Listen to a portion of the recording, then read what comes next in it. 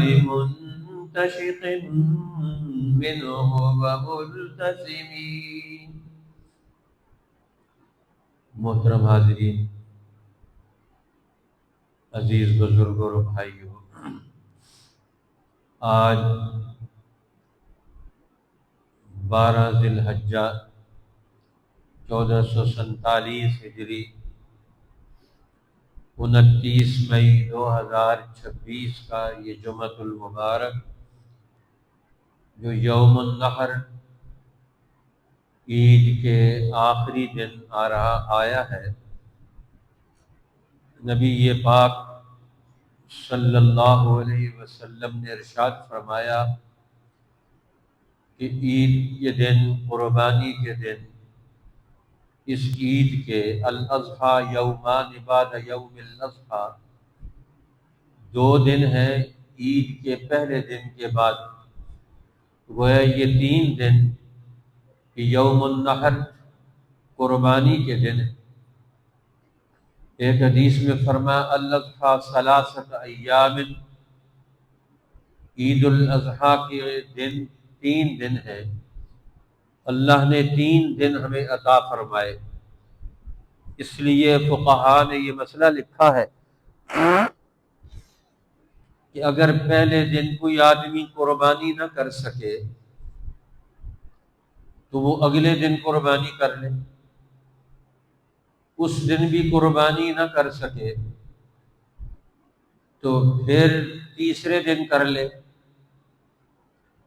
اسی طرح عید کی نماز اگر کوئی ایسے ہنگامی حالات پیدا ہو جائیں کہ پہلے دن عید کی نماز نہیں پڑھ سکے اور زوال کا ٹائم گزر گیا تو زوال کے بعد عید کی نماز کا وقت ختم ہو جاتا ہے، اب پھر عید کی نماز اگلے دن پڑھیں، دوسرے دن،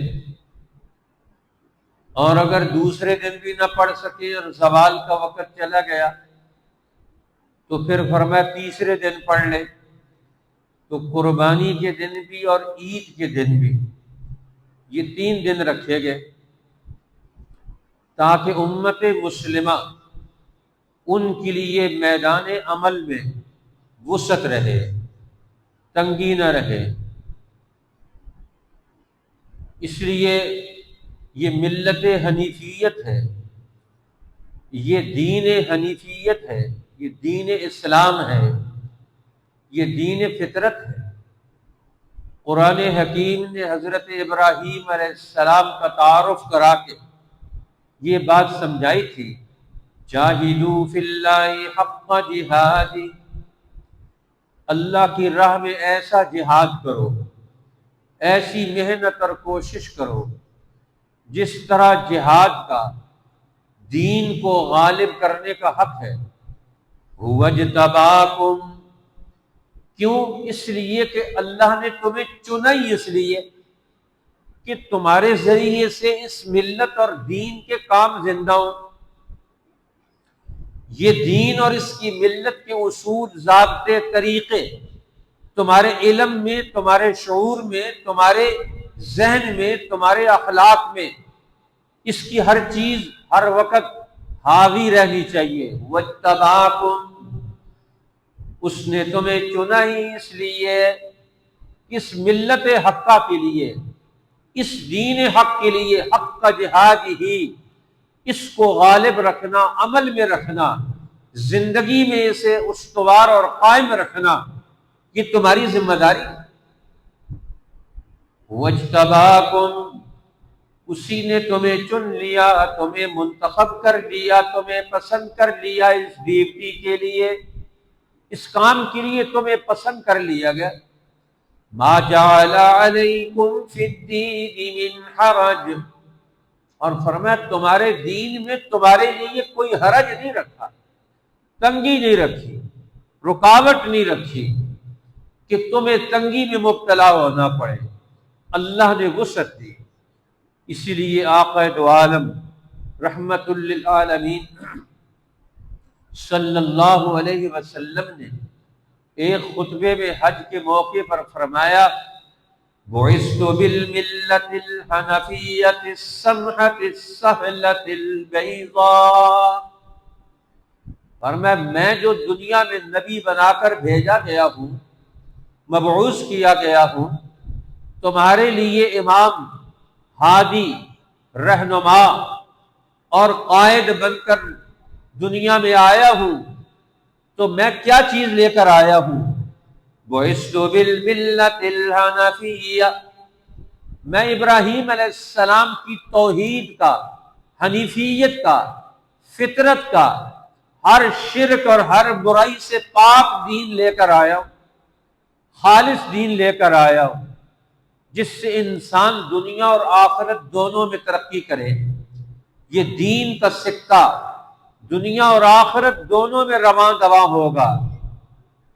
جو سکہ دنیا میں چلے آخرت میں نہ چلے وہ تو سکہ ناکام، وہ کرنسی ناکام ہے۔ جس کے ہاتھ میں ناکام کرنسی آئے تو وہ کس میدان میں کامیاب ہوگا؟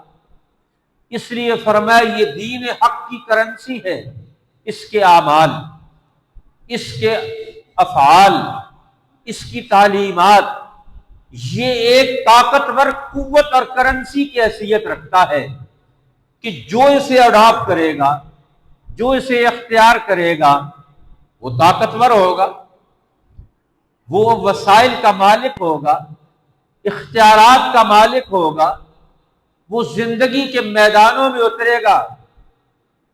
اس لیے فرمایا میں بھی بعثت بالملۃ الحنفیۃ السمحۃ السہلۃ البیضاء، مجھے اللہ نے نبی بنا کر بھیجا ہے ملت حنیفیت کے ساتھ، اور ملت حنیفیت جو ابراہیم علیہ السلام دین لے کر آئے تھے، اس کے اندر لوگوں نے جتنی اپنی مرضی کے مطابق تبدیلیاں کی تھی، تخریب کی تھی، ترمیمات کی تھی، گڑبڑ کی تھی، اس میں اپنی خواہشات، اپنے ارادے منفی وہ اس میں داخل کیے تھے، ان سب کو ہم نے اڑا دیا۔ اب یہ ملت حنیفیت ہے السمحۃ السہلہ، جس میں سماحت ہے، کھلا پن ہے، جس میں دوسروں کو برداشت کرنا ہے، دوسروں کو ساتھ لے کر چلنا ہے۔ یہ سخاوت کے معنی میں، وسعت کے معنی میں، جہاں دین آئے گا وہاں وسعت آئے گی، جہاں دین کا نام آئے گا وہاں سہولت اور آسانی آئے گی، اپنے لیے بھی اور دوسروں کے لیے بھی۔ جہاں جس کے دل میں تنگی آ گئی، اس کا مطلب اس نے کلمہ توحید نہیں پڑھا۔ کلمہ توحید پڑھنے والا، اس کے دل میں تو وسعت اور گنجائش پیدا ہو جاتی ہے، اللہ کے نام کی تاثیر سے اس کے دل کی تنگی، دماغ کی تنگی، ہاتھ کی تنگی، ساری تنگیاں ختم ہو جاتی ہیں، ساری سہولتیں آ جاتی ہیں۔ اس لیے فرمایا یہ ملت حنیفیت ہے السمحۃ السہلۃ البیضاء، جس میں سماحت ہے، کھلا پن ہے، گنجائش ہے، جس میں سہولت ہے۔ السہلہ، قدم قدم پر سہولتیں ہیں، کوئی رکاوٹیں، کبھی قدرتی رکاوٹیں اللہ جل شانہ وہ بھی دور کر دیتے۔ ہر رکاوٹ کا حل تمہارے دین کے اندر موجود ہے، اس سے رہنمائی لے کر اپنی زندگی کی ہر مشکل دور کرنے کی اہلیت اور صلاحیت تمہارے اندر پیدا ہو جائے گی۔ جدھر جاؤ گے آسانیاں بانٹو گے، سہولتیں پیدا کرو گے۔ اب یہ ہے وہ تربیت یافتہ کیڈر، قرآن کے علم پر، شریعت کی تعلیم پر، دین حق کے اسوے پر پیدا ہونے والی جماعت، معاشرہ، اس میں سہولتیں ہی سہولتیں ہوں، آسانیاں ہی آسانیاں ہوں گی، ہر تنگی سے ان کو نکالا جائے گا۔ بالسمحۃ السہلۃ البیضاء، اور فرمایا یہ روشن دین ہے، ہر تاریکی کو ختم کیا جائے گا۔ کوئی پردہ، کوئی غوائل، کوئی حاشیہ اور کوئی کونا کھدرا قرآن کی تعلیم کی روشنی سے اس کے اثرات سے مستفید ہوئے بغیر نہیں رہے گا۔ ہر جگہ اس کا علم اور شعور کا دیپ جلایا جائے گا۔ یہ پوری دنیا میں یہ ملت اسلام، ملت حنیفیت پوری دنیا کی ظلمتوں کو پاٹ دے گی، تاریکیوں کو ختم کر دے گی۔ اس لیے نہ ظلم رہے گا نہ ظلمت رہے گی، یہ دونوں ختم ہو جائیں گے۔ ظلم بھی ختم ہوگا اور تاریکی بھی ختم ہوگی۔ اس لیے قرآن حدیث میں رسول اللہ نے ظلم اور ظلمات کو جوڑ کر بیان فرمایا، فرمایا دنیا میں جو ظلم کرتا ہے، ناانصافی کرتا ہے، کسی کو اس کے حق سے محروم کرتا ہے، کسی دوسرے کے حق پر قبضہ کرتا ہے، کسی دوسرے کے سورس اور وسیلے پر ناجائز تصرف کرتا ہے، استعمال کرتا ہے، اختیار کرتا ہے، تو فرمایا یہ دائرہ دین، یہ دائرہ فطرت، یہ دائرہ شریعت کی مخالفت کرتا ہے۔ اس لیے اب یہ اللہ کی گرفت میں آئے گا، پکڑ میں آئے گا۔ الظلم ظلمات یوم القیامہ، فرمایا یہ ظلم، ناانصافی، کسی کے حق پر ناجائز قبضہ، فرمایا یہ قیامت کے دن یہ دنیا کا ظلم وہاں ظلمات میں ڈھل جائے گا، تاریکیوں میں ڈھل جائے گا، وہاں اندھیرے پیدا ہوں گے۔ اندھیرے میں آدمی چل نہیں سکتا، آگے بڑھ نہیں سکتا۔ نور، روشنی اس نے حاصل نہیں کی، روشنی تو حاصل ہوتی تھی علم قرآن سے، اللہ کے قرآن پر ایمان سے اسے روشنی ملنی تھی۔ اس لیے یہ نور ہے، روشنی ہے قرآن، اور ہر عمل اس کا بھی ایک نور پیدا ہوتا ہے، روشنی پیدا ہوتی ہے۔ قیامت کے دن جتنے اعمال آج ہم دنیا میں کرتے ہیں، اب وہاں اعمال کو وہاں انوار کی شکل میں پیش کیا جائے گا، وہاں ان کو روشن شکل میں پیش کیا جائے گا۔ ہر عمل وہ اپنی نورانیت کے ساتھ وہاں مظہر اس کا بنے گا، وہ روشن سمجھا جائے گا، دور سے نظر آئے گا، اس کے اندر نور وہ سامنے نظر آئے گا جس کی شکل میں انسان اسے دیکھیں گے۔ اس لیے نبی پاک صلی اللہ علیہ وسلم نے مختلف احادیث میں انسان کے دنیا کی یہ جتنے اعمال ہیں، نیکی کی محنتیں ہیں، ان کو نور کی شکل میں وہاں بتلایا، اور جتنے گناہ ہیں، جتنے ظلم ہیں، جتنے ناانصافیاں، جتنی زیادتیاں اور جتنی قسم کی اس کی خطائیں ہیں، وہ ساری وہاں تاریکی کی شکل میں آئیں گی، اندھیروں کی شکل میں آئیں گی۔ اب اندھیرے خود اس نے پیدا کرنے، نیکی سے نور بھی، روشنی بھی انسان نے خود اپنے لیے پیدا کرنا ہے۔ آج تو دوسرے کے نور سے کام چلایا جاتا ہے، دوسرے کی روشنی بٹن سے دبا کر اس سے بھی کام چلا لیتے ہیں، لیکن دنیا کے بعد آنے والی زندگی میں ہر آدمی کا اپنا نور ہوگا۔ اس لیے قرآن حکیم میں اللہ جل شانہ نے سورہ الحدید میں اس کو بھی بیان کیا، فرمایا وہ دن آ رہا ہے، وَضُرِبَ بَيْنَهُمْ بِسُورٍ لَهُ بَابٌ بَاطِنُهُ فِيهِ الرَّحْمَةُ وَظَاهِرُهُ مِنْ قِبَلِهِ الْعَذَابُ۔ اب وہاں مسلمان اور کافروں کے درمیان میں دیوار کھڑی کر دی جائے، الگ الگ ہو سارے کے سارے، رلا ملا ہوا یرملون نہیں چلے گا وہاں، سارے انسان، نیک بھی اور بد بھی، اچھا بھی اور برا بھی، سارے اکٹھے ہو۔ دنیا میں تو امتحان ہے ہر ایک کا، وہاں اللہ تعالیٰ ہر ایک کو الگ کر دے گا، الگ ہو جاؤ۔ یومئذ یصدر الناس اشتاتا، جس دن لوگ اپنی اپنی پارٹیوں میں، جماعتوں میں، طرح طرح پر مختلف نوعیتوں کے حامل لوگ اپنی اپنے گروپ اور پارٹیوں میں ڈھل کر وہاں بارگاہ الہی میں آئیں گے، لِيُرَوْا أَعْمَالَهُمْ، تاکہ اپنے کرتوتوں کو، اپنے اعمال کو دیکھ سکیں۔ اب وہ دن الگ الگ ہونے کا دن ہوگا، جس دن اللہ تعالیٰ فرماتے ہیں یعرف المجرمون بسیماہم، جس دن مجرموں کو ان کے چہروں کے اثرات سے پہچانا جائے گا. گناہ اس کے چہرے سے، آئینے سے جھلک رہا ہوگا، یہ فلاں مجرم فلاں قانون پامال کر کے آیا ہے.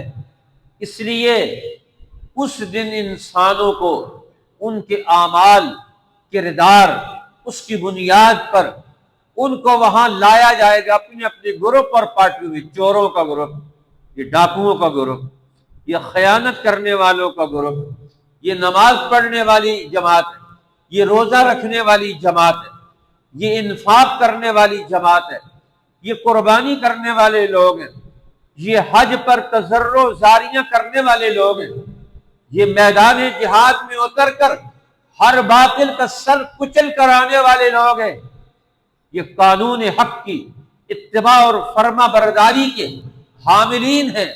اب یہ مختلف قسم کے لوگ آ رہے ہیں.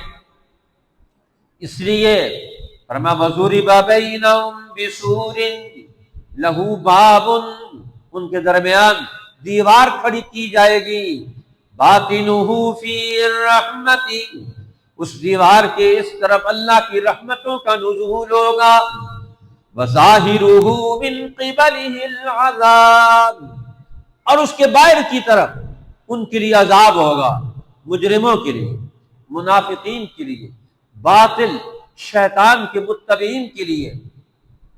يُنَادُونَهُمْ أَلَمْ نَكُنْ مَعَكُمْ، انہیں بلائیں گے، آوازیں دیں گے، تم آگے بڑھ رہے ہو، ہمیں پیچھے چھوڑ کے جا رہے ہو. میں ہم تو نہیں چھوڑ کے جا رہے، خود ہی تم پیچھے رہ رہے ہو.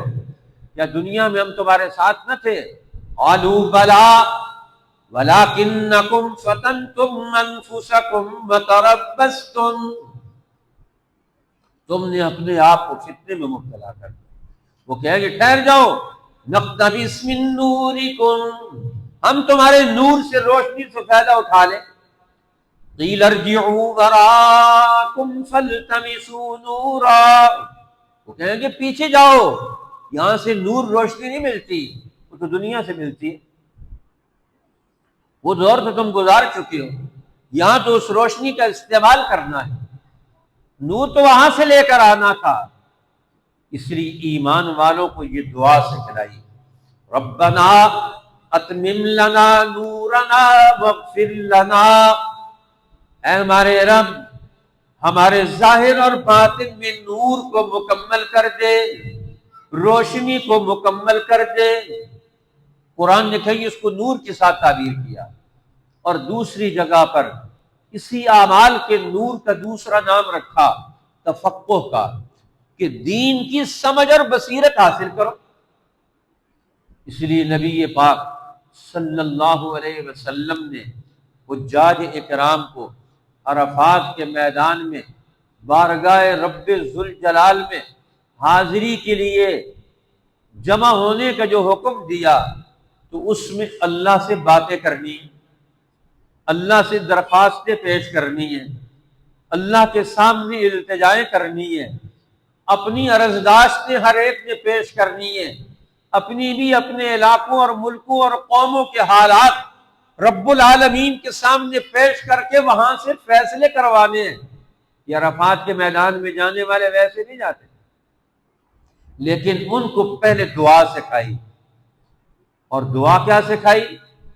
رسول اللہ صلی اللہ علیہ وسلم نے فرمایا عرفات کے میدان میں جو دعائیں مانگنی ہیں ان میں سے ایک دعا یہ بھی ہے، اللہم،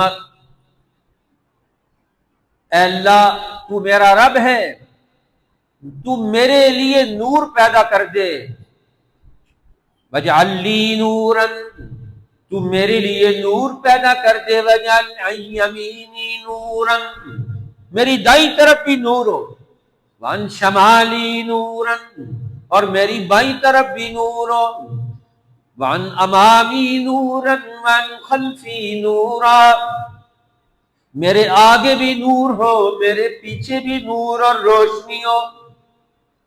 اور پھر فرمایا اللہ سے دعا مانگو، اللہم اجعل فی لحمی نورا فی بشری نورا، اللہ میرے بال بال میں، میرے رگ و ریشے میں، میرے چمڑے میں، ہر چیز میں تو میرے لیے نور پیدا کر دے۔ وَآزِمْ لِي نُورًا، اور ساری عظمتوں کا نور، بڑا نور بھی مجھے نصیب فرما دے۔ اب اللہ سے روشنیوں کا، اس نور ایمان کا یہ مکالمہ ہے اللہ کے ساتھ بندے کا، کہ اس کے اندر روشنی پیدا ہو۔ اندر کی روشنی سے انسان اپنی زندگی کی تعمیر کرے۔ اب یہ اعمال انسان کے اندر انوار پیدا کرتے ہیں، برکتیں پیدا کرتے ہیں۔ ہر عمل کا اپنا نور ہے۔ نماز کا نور روزے سے نہیں آئے گا، روزے کا نور حج سے نہیں آئے گا، حج کا نور زکوٰۃ سے نہیں آئے گا، قربانی کا نور کسی اور کام سے نہیں آئے گا، ذکر اللہ کا نور کسی اور چیز سے نہیں آئے گا۔ ہر عمل کا اپنا اثر ہے، اس کی اپنا نشان ہے، اس کی اپنی حیثیت ہے۔ اسی کے مطابق انسان کے اندر ہر عمل کو واپس اللہ انوار و برکات کی شکل میں محفوظ کر دیتے۔ یہ قربانی کا عمل، فرمایا اس سے بھی اللہ تعالیٰ کیا چاہتے ہیں؟ فرمایا لن ینال اللہ لحومها ولا دماؤها، ہرگز نہیں پہنچتا اللہ کو تمہاری قربانیوں کا گوشت اور نہ ان کا خون۔ یہ گوشت اور خون تو 1 2 دن 3 دن کا مسئلہ ہے، پھر تو ختم۔ لیکن مومن کا عمل یہ 1 2 دن کا عمل نہیں ہوتا، یہ تو صدیوں، سالوں، ہزاروں سال پر محیط اس کا عمل محفوظ رہتا ہے۔ وَلَٰكِن يَنَالُ التَّقْوَىٰ مِنكُمْ، اور میں تم سے تو اللہ تعالیٰ یہ چاہتے ہیں تمہارے دلوں کا ادب، تمہارے دلوں کی پرہیزگاری۔ اللہ کو تو تمہارے دلوں کا تقویٰ پہنچتا ہے، جس کو دوام، قیام اور بقا حاصل ہے۔ اب قربانی تو ختم ہو گئی، لیکن قربانی کی تاثیر سے پیدا ہونے والا تقویٰ وہ تو ہمیشہ کے لیے ہوگا۔ نہ ختم ہونے والا عمل، وہ انسان کے ہر عمل کی تاثیر وہ تقویٰ کی شکل میں انسان کے ساتھ چمٹ گئی۔ فرمایا اب قربانی کا اثر کیا آنا چاہیے؟ تمہارے اندر تقویٰ پیدا ہو، اللہ کا ڈر، اس کی عظمت، اس کا خوف، اس کا جلال، اس کی اطاعت، اس کی فرما برداری پیدا ہو۔ اور اللہ کے خوف فرما برداری کا نتیجہ کیا آئے گا؟ تمہارے دل میں تقویٰ پیدا ہوگا تو تم ہر حقدار کو اس کا حق دلاؤ گے۔ کوئی آدمی کسی دوسرے کے حق پر قبضہ نہیں کرے گا۔ تقویٰ نامی کس چیز کا ہے؟ اپنے دائرہ کار میں رہنا ہے، دوسرے کے دائرے میں داخل نہیں ہونا۔ اب دوسرے کے گھر میں داخل نہیں ہونا اس کی اجازت کے بغیر، اس کی مرضی کے بغیر۔ ہر ایک کی حیثیت کو تسلیم کرنا ہے۔ تقویٰ اسی نام کا ہے، اسی کا نام ہے کہ ہر ایک کی حیثیت اور عظمت کو تسلیم کیا جائے، کسی کو ڈی گریڈ نہ کیا جائے، ڈیمیج نہ کیا جائے، کسی کو نقصان نہ پہنچایا جائے، ہر ایک کو فائدہ کیا جائے۔ وَلَٰكِن يَنَالُ التَّقْوَىٰ مِنكُمْ، اللہ کو تو تمہارے دلوں کا تقویٰ اور ادب پہنچتا ہے۔ اب یہ تمہارے اندر تقویٰ پیدا ہو، اس لیے اللہ جل شانہ کہتے ہیں متقین کی جماعت پیدا کرنا یہ نبی پاک کا پہلا مشن اور مقصد تھا، جو بین الاقوامی سطح پر انصاف پیدا کر لے۔ قرآن بار بار کہتا ہے اتقوا اللہ، اللہ سے ڈرو۔ کیا مطلب؟ کہ تم انصاف کا عالمگیر نظام پیدا کرو۔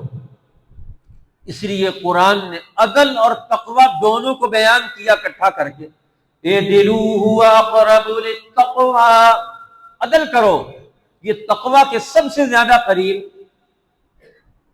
اس لیے عدل کرنا یہ تقویٰ کی سب سے بڑی بنیاد ہے۔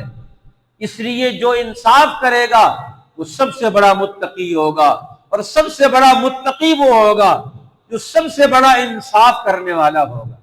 اب عدل اور تقویٰ دونوں کو جوڑ کر بیان کیا۔ اس لیے تقویٰ دنیا کی زندگی کے ہر عمل میں ہر انسان کا اثر آنا چاہیے، اور قربانی کا سب سے بڑا اثر جو قرآن بیان کرتا ہے وہی ہے. اور فرمایا اس کا نتیجہ کیا نکلے گا؟ ان اللہ یدافع عن الذین آمنوا. تم نے قربانیاں کی، تقوی اختیار کیا، احسان کا راستہ اختیار کیا، اب تم دنیا میں فاتح بن کر آگے بڑھو گے، اللہ تمہارا دفاع کرے. اللہ اس ایمان والی جماعت کو دنیا میں غالب کرے گا. ان اللہ یدافع عن الذین آمنوا، بے شک اللہ دشمنوں کو ہٹا دے گا تم سے. اگر تمہارے اندر یہ صفات آئے گی تو دشمن تم سے دور، اور دشمن تم پر حاوی نہیں ہو سکے گا. اور اگر تم نے اپنے آپ کو شکست دینی ہے، دشمن کو حاوی کرنا ہے، تو اپنے اندر کی ان خوبیوں کو ختم کر لو، ان خوبیوں سے الگ تھلگ ہو جاؤ، پھر زندگی کے ہر میدان میں دشمن ہی تمہارے اوپر حاوی ہوگا. آج بھائی بھائی کا حق کھاتا ہے، پڑوسی پڑوسی کا حق مارتا ہے. آج 99% پاکستان میں مسلمان ہیں، اب یہاں کون ایک دوسرے کا حق مارتا ہے؟ اب یہاں حاکم بھی مسلمان، محکوم بھی مسلمان ہے، رعایا بھی مسلمان ہے، حاکم بھی مسلمان ہے. آج انہی کے گریبانوں پر آج اپنی رعایا اور عوام کے حقوق کا دھبا موجود ہے، ہر ایک آدمی دوسروں پر. آج عدالت میں چلے جائے کہ وہاں ہر ایک کو پتہ ہے میرا یہ حق بنتا ہے، میرا حق نہیں بنتا ہے، لیکن پھر جھگڑا کرتے ہیں. بغیر عدالت کے مقدمے کے ہم ایک دوسرے کا حق دینے کے لیے تیار کیوں نہیں ہیں؟ معلوم ہوتا ہے کہ ہم نے دین کو رسمی طور پر قبول کیا ہوا ہے، عملی طور پر نہیں قبول کیا ہوا. رسم سمجھتے ہیں، دوسرے کا حق دباتے ہیں، اس کا حق دینے کے لیے تیار نہیں، ماننے کے لیے تیار نہیں. تو ہمارے اندر تقویٰ کہاں سے آ گیا؟ تقویٰ تو نام اسی کا ہے، ہر ایک آدمی دوسرے کے حق کو مان لے، دوسرے کے حق کی ادائیگی کے لیے کھڑا ہو جائے. ہم نے اس کو اس کا حق دلوانا ہے. تو اب نتیجہ کیا نکلے گا؟ یہی حال تھا. کہتے ہیں خلیفہ ہارون الرشید کے زمانے میں قاضی القضات، چیف جسٹس، اس دور کی اتنی بڑی مملکت کے مشرق مغرب شمال جنوب میں جس کی سرحدوں سے کوئی آدمی نکل نہیں سکتا، اتنی بڑی مملکت ہے، اور اس کے چیف جسٹس کہتے ہیں 25 سال ہو گئے مجھے ایک مقدمہ بھی میرے پاس نہیں آیا. اسلام کا وہ عادلانہ دور کہ جس میں قاضی القضات چیف جسٹس کے پاس ایک مقدمہ بھی نہیں آیا 25 سال کے اندر. اور یہاں ہمارے سپریم کورٹ کا حال کیا ہے؟ آج اس میں کتنے مقدمات ہیں. ایک آدمی آج انصاف لینے کے لیے درخواست دے تو 50 سال کے بعد اسے جا کر انصاف ملے گا، حق ملے گا، دوسری تیسری نسل آ کر حق وصول کرے گی. یہ کون سا دین ہے؟ یہ کون سا معاشرہ ہے؟ قرآن کہتا ہے ان اللہ یدافع عن الذین آمنوا، اللہ دشمن کو ہٹا دے گا ایمان والوں سے، لیکن شرط یہ ان اللہ لا یحب کل خوان کفور، بے شک اللہ پسند نہیں کرتا دغا باز، خیانت کرنے والے، دوسروں کو دھوکہ دے کر ان کے مالوں پر قبضہ کرنے والے، دوسروں کو نقصان پہنچانے والے، کفور اللہ کی دی ہوئی نعمتوں کی ناشکری کرنے والے. وہ اللہ کے دوست نہیں ہو سکتے. اس لیے اللہ تعالیٰ چاہتا ہے کہ تم اس دین کے ذریعے سے اپنے اندر خوبیاں اور کمال پیدا کر کے اس دین کی نمائندگی کرو، اور دنیا میں عمل کر کے اپنے لیے دنیا کا نور اور آخرت کا نور، روشنیاں پیدا کر کے اگلے دور میں کامیابیاں حاصل کرو. اللہ جل شانہ مجھے اور آپ کو، پوری دنیا کے مسلمانوں کو دین حق کی یہ تاثیرات نصیب فرما دے. وآخر دعوانا الحمدللہ.